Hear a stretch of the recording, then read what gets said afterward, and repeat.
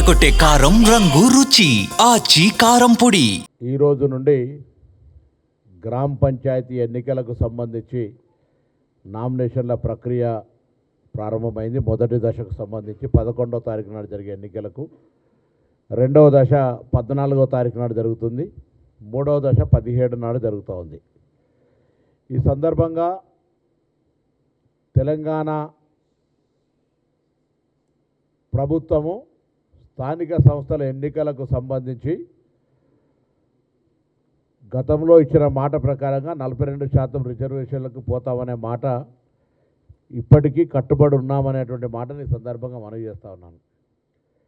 వాస్తవంగా తెలంగాణ ప్రభుత్వం పక్షాన కుల సర్వే నిర్వహించి దానికి సంబంధించిన అంశాలన్నింటినీ కూడా మంత్రివర్గ ఉపసంఘం ద్వారా రివ్యూ చేసి తదనంతరం క్యాబినెట్లో పెట్టి క్యాబినెట్ నుండి శాసనసభలో చర్చకు ఉంచి చర్చలో అన్ని పార్టీల అంగీకారంతో ఏకగ్రీవ తీర్మానం చేసుకొని గవర్నర్ గారి ద్వారా రాష్ట్రపతి గారికి పంపినటువంటి అంశాలన్నీ కూడా తెలంగాణ సమాజానికి అందరికీ తెలుసు. ఇది బహిరంగ రహస్యం. ఇక్కడ కొన్ని రాజకీయ పార్టీలు బలహీన వర్గాల మీద ముసలికా నీరు కారుస్తూ తమ ఉనికి కోల్పోతుందనేటువంటి ఆలోచనతోటి అవకాశం తీసుకొని ఈరోజు రాజకీయపరమైన విమర్శలు చేస్తూ ఉన్నారు.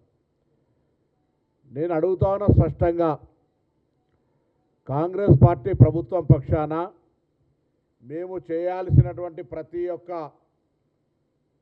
స్టెప్పు, ప్రతి ఒక్క కార్యక్రమాన్ని న్యాయబద్ధంగా, చట్టబద్ధంగా, శాసనబద్ధంగా అన్ని రకాల కార్యక్రమాలు నిర్వహించినాము. తెలంగాణ రాష్ట్రంతో పాటుగా మహారాష్ట్ర కానీ ఇంకా మిగతా కొన్ని రాష్ట్రాల్లో, బీహార్, కర్ణాటక ఇతర రాష్ట్రాల్లో కూడా రిజర్వేషన్లకు సంబంధించిన అంశం వచ్చినప్పుడల్లా ఇందిరా సహాని కేసు, అదేవిధంగా కృష్ణమూర్తి 7 బెంచ్ జడ్జిమెంట్ను ఉదాహరణ చూపెట్టి దేశంలో ఉన్న ప్రతి హైకోర్టు కూడా 50% మించొద్దు అనేటువంటి ఒక బార్డర్ను చూపిస్తున్నటువంటి విషయం బాధ్యత గల ప్రతిపక్షాలకు కూడా తెలుసు.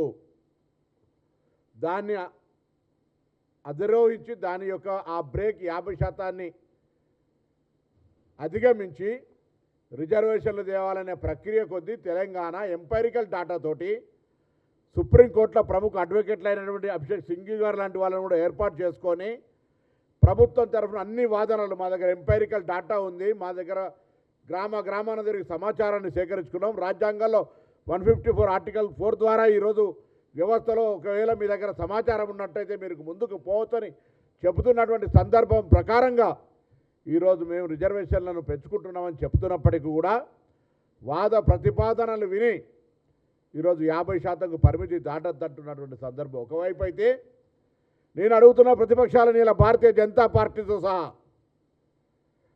టీఆర్ఎస్ పార్టీతో సహా ఇంత పెద్ద ఆర్గ్యుమెంట్స్ కోర్టులో జరిగినాడు. నేను అనేక సందర్భాలు ఇంప్లీడ్ కమ్మన్నా, మీ పార్టీ ఒపీనియన్ చెప్పమన్నా, ఫ్లోరా చౌదరి ఎట్లయితే సపోర్ట్ చేసిరో వచ్చి కోర్టులో కొట్లాడండి, ఇలా ఈ 42% నిలవడానికి కొరకు అని అడిగితే పార్టీ పరంగా జారి పడితే నవ్వాలనేటువంటి పక్కన గోడ పక్కన నిల్చొని కోర్టులో కొట్టేస్తూ ఉంటుంటే మీరు పండుగ చేసుకున్నటువంటి రాక్షస ఆనందాన్ని పొందేటువంటి మీరు ఇవాళ బలహీన వర్గాల గురించి మాట్లాడుతూ ఉన్నారు. మేము అడుగుతున్న తెలంగాణ ప్రజాపాలన కాంగ్రెస్ ప్రభుత్వం బలహీన వర్గాలకు 42% ఇవ్వడానికి చేయని ప్రయత్నం ఏదైనా ఉంటే ఇవాళ కూడా ఛాలెంజ్ చేస్తూ ఉన్నాం. మాకు చూపెట్టండి, మేము చేయడానికి సిద్ధంగా ఉన్నాం. కానీ రాజకీయ విమర్శలకు మాత్రమే పరిమితమై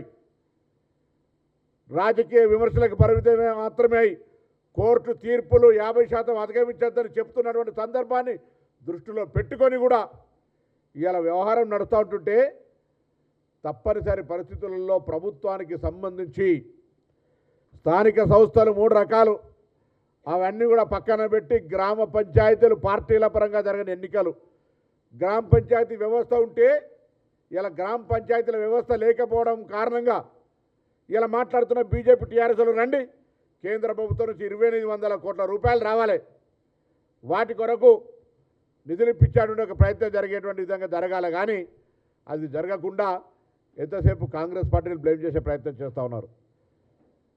ఒకవైపు నిధులు లేవు, ఎన్నికలను దాదాపు 2 సంవత్సరాలు వాయిదా వేసుకుంటూ వస్తూ ఉన్నాం.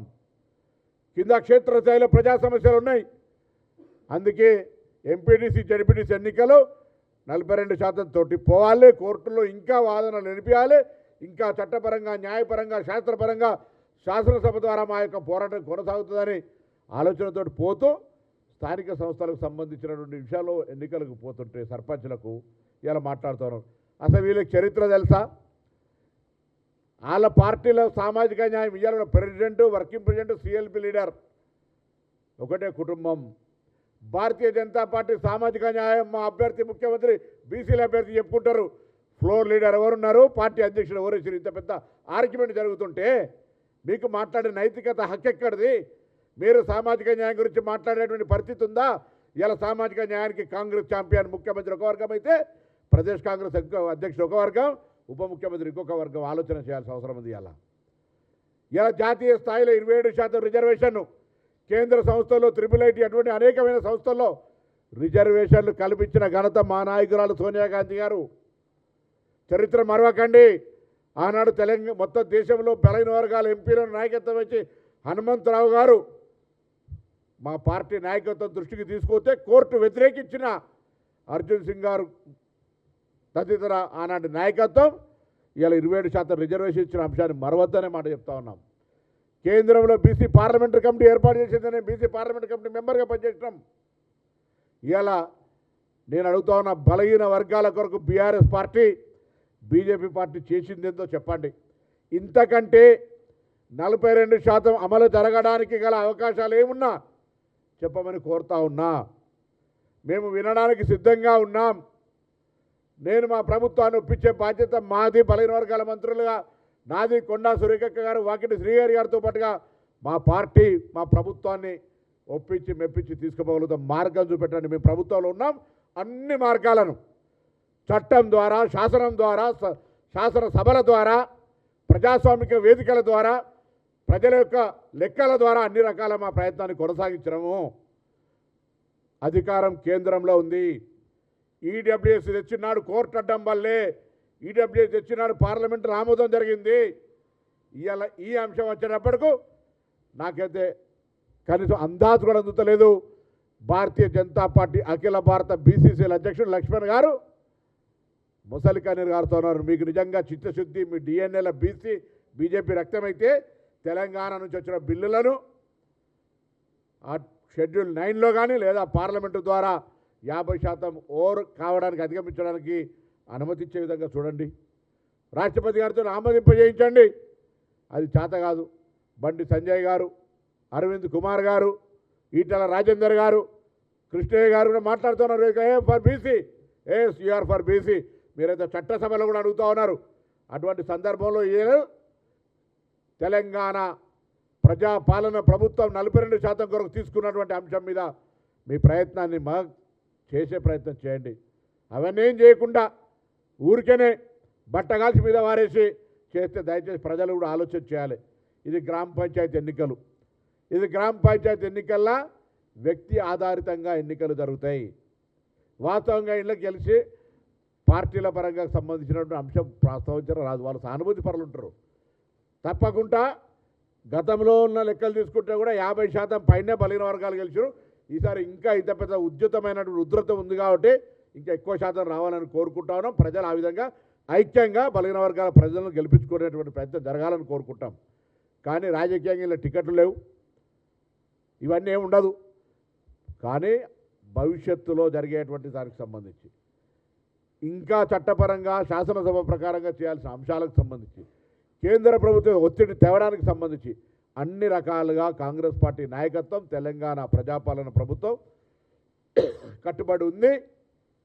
మేము రిజర్వేషన్ల పక్షపాత పార్టీ మాది. సామాజిక న్యాయానికి ఛాంపియన్ కాంగ్రెస్ పార్టీ. ఎప్పుడైనా ఏదైనా సామాజిక న్యాయం కొద్దో గొప్ప అటు జరిగితే కూడా మాట్లాడి ప్రజాస్వామికంగా అడిగి నిలదీయగలిగేటువంటి వేదిక కాంగ్రెస్లో ఉంది. మీ పార్టీలో ఉందా అని అడుగుతూ ఉన్నా. ముఖ్యంగా Bharatiya Janata party feudalistic mind set ఉన్న పార్టీగా బండి సంజయ్ బీజేపీ అధ్యక్షుని తొలగించినారు. ముఖ్యమంత్రి బీసీ అభ్యర్థి పెట్టి ఫ్లోర్ లీడర్ని చేసినారు.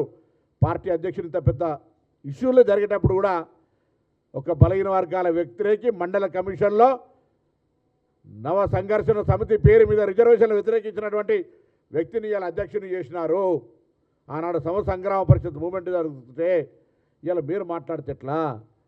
బీఆర్ఎస్ పార్టీ సర్వేలో కూడా పాల్గొనలే. President working president CLP leader వాళ్ళు సామాజిక న్యాయం గురించి మాట్లాడితే ఎట్లా? అందుకే ప్రజలకు ముఖ్యంగా బలహీన వర్గాల నాయకత్వానికి కాంగ్రెస్ పార్టీ సామాజిక న్యాయానికి ఛాంపియన్. బలహీన వర్గాలకు సంబంధించిన అంశాల మీద కట్టుబడి ఉన్నాం. అదే సమయంలో మా పార్టీ నాయకత్వాన్ని కూడా మేము కోరుతా ఉన్నాం. స్థానిక సంస్థల ఎన్నికల్లో 42% కాక ప్రతిపక్షాలు లేవనెత్తుతున్న అంశాలు మా పార్టీలో తొందరగా నిర్ణయం తీసుకోమని మేము కూడా అడుగుతూ ఉన్నాం. అది సప్లాన్ కావచ్చు, లేకపోతే ఇతరత్ర ఉద్యోగ విద్య ఇతరత్ర అనేక అంశాల్లో కామారెడ్డి డిక్లరేషన్ ప్రకారంగా మేము కూడా మా పార్టీలో బరాబర్ గొంతెత్తి మా అమలు జరగాలని కోరుతాం. కోరేటువంటి హక్కు స్వేచ్ఛ మా దగ్గర ఉంది, మీ దగ్గర ఉందా అని అడుగుతూ ఉన్నాం. ఇలా కాంగ్రెస్ పార్టీ సోషల్ జస్టిస్కు ఛాంపియన్ అని మనం చెప్తా ఉన్నాం. ఈ దేశంలో ఏకైక మగాడు రాహుల్ గాంధీ 50% క్యాప్ ఎత్తాలనే మాట మాట్లాడుతూ ఉన్నాడు. రాజ్యాంగాన్ని మారుస్తామని చెప్తా ఉన్నాడు. అటువంటిప్పుడు ప్రజలు ఆలోచన చేయమని చెప్పి మేము వాస్తవంగా రాష్ట్రంలో ఎన్నికలు పెట్టినాడు. కేంద్ర రాష్ట్రాల అధికారంలోకి వస్తాయనుకున్నాం, రాకపోయినా రాష్ట్రంలో మా ప్రయత్నం చేస్తూ ఉన్నాం. ఇవాళ మా ప్రభుత్వం ఉంటే 1 గంట పనిది. అదే చెప్తాను, మళ్ళా కూడా తప్పకుండా భవిష్యత్తులో గతంలో ఎన్నడైతే బీజేపీ కులగణనకు కూడా వ్యతిరేకించిందో, రాహుల్ గాంధీ గారి పోరాటంతో కులగణన చేయడానికి ఒప్పుకున్నారు. మళ్ళీ ఈరోజు రాసి పెట్టుకొని తప్పకుండా ఇవాళ 50% క్యాప్ ఎత్తేయడానికి బీజేపీ అడ్డం పెడతా ఉంది. షెడ్యూల్ 9లో చేర్చడానికి బీజేపీ అడ్డం పెడతా ఉంది. దానికి బీఆర్ఎస్ ఒత్తాస పలుకుతుంది. కానీ ఒకరోజు వస్తుంది, ఇవాళ 27 నవంబర్ 2025 మళ్ళొక రోజు తప్పకుండా వస్తుంది. కాంగ్రెస్ పార్టీ క్యాప్ ఎత్తేస్తుంది. దేశవ్యాప్తంగా జితనే ఆబాది ఉత్తనే ఇచ్చేదారి కార్యక్రమాన్ని చేస్తుంది అనే విశ్వాసాన్ని తెలంగాణ ప్రజలు ఉంచుకోవాలని కోరుతా ఉన్నాం. బీసీ సంఘాలకు కూడా చెప్తా ఉన్నాం, దయచేసి కోర్టులో ఫైట్ జరిగేటప్పుడు మీరు ప్రత్యక్ష సాక్షులు రండి. కోర్టులో ఇంతకంటే మార్గం న్యాయపరంగా చట్టపరంగా 50% హర్డీలు ఉందని తెలిసి కూడా మీరు రాజకీయ పార్టీల పరంగా ఆరోపణ చేస్తారు. మేము రెడీ అక్రాంతి టేబుల్ కూర్చొని మీరు చెప్పే సలహా సూచన చేయడానికి సిద్ధంగా ఉన్నాం. 2 సంవత్సరాలు ఎన్నికల వాయిదా వేసిన బీసీ సంఘాలకు తెలుసు. అనేక సందర్భాల్లో పిలిచి మేము సమావేశం పెట్టిన సంగతి తెలుసు. We are not against for 42%, we are for 42%. వాళ్ళ పార్టీలలో స్టాండ్ ఏందో తెలుసుకోవాలి. బీజేపీ బీఆర్ఎస్ వాళ్ళు వాళ్ళని అడగండి. వాళ్ళ బిల్లులు ఆపుతున్నారు, వాళ్ళ మీద మీ యుద్ధం ఉండాలి. ఇలా బలహీన వర్గాల ద్రోహులు బీజేపీ బీఆర్ఎస్ పార్టీ. శాతాలకు సంబంధించిన అంశంకు సంబంధించి పంచాయతీరాజ్ ప్రిన్సిపల్ సెక్రటరీ గారు, పంచాయతీరాజ్ కమిషనరు, డెడికేషన్ కమిషన్ వాళ్ళు రిప్లై ఇస్తారు అధికారికంగా. అంత డెప్త్ లెక్కలకు సంబంధించి వాళ్ళు ఏ విధంగా ఎక్కడ ఎందుకు ఎట్లా జరుగుతుందో బరాబర్ చెప్తారు ప్రభుత్వం తరఫున వివరణ. ఇక్కడ రాజకీయపరమైన అంశాలకు సంబంధించిన అంశం వస్తూ ఉంది. రాజకీయ పరాలకు సంబంధించిన మా పార్టీ మా ప్రభుత్వం జరుగుతున్నటువంటి ప్రక్రియను చెప్తా ఉన్నాం. మేము ఇలా బలహీన వర్గాలు పెద్దలందరూ కూడా, నేను వాళ్ళ ఆకాంక్షలకు వ్యతిరేకం కాదు, మేము ఆ ఆకాంక్షల్లో భాగస్వాములమే. బలహీన వర్గాలకు రిజర్వేషన్ కావాలని వారు పొట్లాడడాన్ని తప్పుపడతలేము. వాళ్ళ రైట్, అది వాళ్ళ ఆర్గనైజేషన్ ఆర్జిన్ అది. కానీ ఎవరు పొరపాటు చేస్తున్నారు, ఎవరు దీనికి అడ్డం పడుతున్నారు, ఎక్కడ సమస్యకు మూల పరిష్కారం ఉంది, తెలంగాణ ప్రభుత్వం తరఫున ఏమైనా లోపం జరిగితే చెప్పండి. తెలంగాణ ప్రభుత్వం ఇది మిస్ అయిందో ఇది చేయకపోవడం వల్ల ఇక్కడ అబ్స్ట్రక్షన్ వచ్చిందని చెప్పండి. 2 సంవత్సరాలు ఎన్నికలు వాయిదా వేసినాము, గ్రామ పంచాయతీలు నిర్వీర్యం అయిపోయినాయి, 800 కోట్లు ఆగిపోయినాయి, ప్రజా వ్యవస్థ నిర్వీర్యం అయిపోతుంది ప్రభుత్వ కార్యక్రమాలకు సంబంధించి. అందుకే మిగతా వ్యవస్థలను ఆపి గ్రామ పంచాయతీ ఎన్నికలకు పోతా ఉన్నాం. పార్టీ పరంగా జరగవి, స్థానిక బలంతో గెలుస్తారు, ఎవడు బలవంతుడు అయితే వాళ్ళు. కాబట్టి ఇటువంటప్పుడు కూడా కొంత అర్థం చేసుకోవాల్సినటువంటి బాధ్యత బలహీన వర్గాల ఉంది నాయకత్వం మీద. నేను ఆ సంఘాలందరికీ కూడా, మీ సోదరుణ్ణి, మీ బిడ్డను, నేను కానీ, మా పీసీసీ ప్రెసిడెంట్ గారు కానీ, మంత్రి గారు కానీ, శ్రీగారి గారు కానీ, ఇంకా మిగతా నాయకులు అందరం కూడా మా పార్టీ కాంగ్రెస్ పార్టీ, కానీ మేము తప్పకుండా బలహీన వర్గాల నాయకులం. మా నాయకత్వానికి సంబంధించినటువంటి హక్కు విషయంలో పార్టీల అంతర్గతంగా గట్టిగా మా గొంతు వినిపిస్తాం. ఎవరు ఆందోళన పడే అవసరం లేదు అనే మాట దయచేసి ఆ సహచరులందరూ కూడా విజ్ఞప్తి చేస్తున్నాం. రాజ్యాంగంలో ఎస్టీలకు, ఎస్సీలకు జనాభా ప్రాతిపదికన రిజర్వేషన్లు ఇవ్వాలనే అంశం నాతో పాటు మీతో పాటు బీజేపీ బీఆర్ఎస్ కూడా తెలిసిందని అనుకుంటున్నా. తెలియకపోతే వాళ్ళు వాళ్ళ పార్టీలో ఉన్న లీగల్ సెల్ వాళ్ళని కొద్దిగా ఎడ్యుకేట్ చేయాలి. 2, షెడ్యూల్డ్ ఏరియాలలో కంప్లీట్గా 100% ఎస్టీలకు రిజర్వేషన్ ఉన్నటువంటి కారణంగా నెంబర్ డిఫరెన్స్ వస్తుంది. అది కూడా ఆ లోక జ్ఞానం వాళ్ళ కనీసం బుద్ధి జ్ఞానం ఉండాలి. అవి కూడా లేకుండా ఓన్లీ పొలిటికల్గా నేను అంటున్నా సర్వేలో కూడా పాల్గొన్నోడు మాట్లాడితే ఏమర్థం ఉంది? నువ్వు బీసీ ముఖ్యమంత్రి అని బీసీ సిఎల్పి లీడర్ ఇయ్యింది, బీసీ పార్టీ అధ్యక్షుడు ఇయని నీకు మాట్లాడే హక్కు ఎక్కడిది? మాట్లాడితే నేను మాట్లాడాలి కాంగ్రెస్ పార్టీని. నేను ప్రయత్నం చేసినా నా ప్రయత్నంలో లోపం ఏమైనా ఉంటే చెప్పమని అడుగుతున్నా. అధికారంలో ఫైల్ పెండింగ్ ఇవ్వాల్సిన కేంద్ర ప్రభుత్వం ఉన్నది, ఫైల్ నీ దగ్గర పెట్టుకొని నన్ను అడుగుతున్నావు ఎందుకు? కొద్ది రోజులు మైనార్టీల పేరు మీద వీళ్ళు ముస్లింలకు ఇస్తారని రిజర్వేషన్ ఆపిన బిల్లు చట్టం జీవో నెంబర్ 9 తెచ్చిన పర్ఫెక్ట్ తెచ్చినామని చెప్పిన రామచంద్రరావు ఇక్కడ వేయండు. కోర్టులో నేను అడిగిన అనేక మీ ముందంటే ఇదే కాంతి భవన్లో ప్రెస్ కాన్ఫరెన్స్ ప్రభుత్వం తరఫున పార్టీ తరఫున అయ్యా న్యాయస్థానానికి వస్తుంది కేసు, ఎవరో కొంతమంది ఫండమెంటల్ రైట్ రాజ్యాంగంలో ఎక్కడో హక్కులు ఉల్లంఘన జరగకుండా మన హక్కులను ఉల్లంఘన చేయడానికి కోర్టు కేసులు ఇస్తూ ఉన్నారు, రండి ఆర్గ్యుమెంట్ చేయమంటే ఎక్కడ ఉన్నారు మీరంతా? ఇప్పుడు అవన్నీ దిస్ ఇస్ బ్రదర్ డోంట్ డివేట్ అంటున్నా నేను అడిగేది. డోంట్ డివేట్ ఇది ఇష్యూ. దాని తర్వాత ప్రిన్సిపల్ మాట్లాడతారు. అది ఒక 17% 23% సంబంధించిన లెక్క ఇంతకుముందు చెప్పినారు, ప్రిన్సిపల్ సెక్రటరీ గారు చెప్తారు. అది రాంగ్ లెక్కలు తీసి బయట పబ్లిక్ పర్సెప్షన్ క్రియేట్ చేస్తే అధికారికంగా అఫీషియల్ రాజముద్రతో చెప్తారు వాళ్ళు. మీకు చెప్తారు. అరే ఇప్పుడు ఆ బ్లఫో గిఫో ఎందుకయ్యా బాబు? నేను మళ్ళీ చెప్తున్నా, ఆనరేబుల్ మినిస్టర్ ఫర్ హోమ్ వారు మీ దగ్గర బిల్లు ఉంది మాది, మీరు ఆ బిల్లు పాస్ చేయించండి. మీరు కూడా మా బలహీన వర్గాల బిడ్డనే, కేంద్రంలో మంత్రి ఉన్నావు, కిషన్ రెడ్డిని మాట నడువనిస్తున్నాడా కేసీఆర్ గారు, వాళ్ళిద్దరు కలిసి నిన్ను గొంతు ఇప్పరిస్తురా లేదో నాకు తెలియదు. ఈ 42% బీసీలు ఉన్న వాళ్ళు హిందువులే నాయన, నీకు హిందుత్వం కావాలి ఆ హిందువులే, వాళ్ళ కొరకన్నా కొట్లాడేదానికి వాళ్ళు కూడా హిందువులే, మళ్ళీ ఇల్లేమని అనుకొని పరిశాన్ అయ్యావు. హిందువులే కాబట్టి వాళ్ళ కొరకన్నా కొట్లాడిన ఆయన నువ్వు ఇంతే ఏమనంటే జై శ్రీరాముడు వీళ్ళందరూ అనేటోళ్ళే, గుళ్ళలకు పోయేటోళ్ళు వీళ్ళే, అమ్మల్ని ఎల్లవ తల్లిని పెద్దమ్మ తల్లిని మడలేను లేకపోతే ఇంకా ఈ దేవతలన్నీ మొక్కేటోళ్ళు వీళ్ళే, వాళ్ళ కొరకు చేయగలిగితే చెయ్యి. నమస్కారం. చలో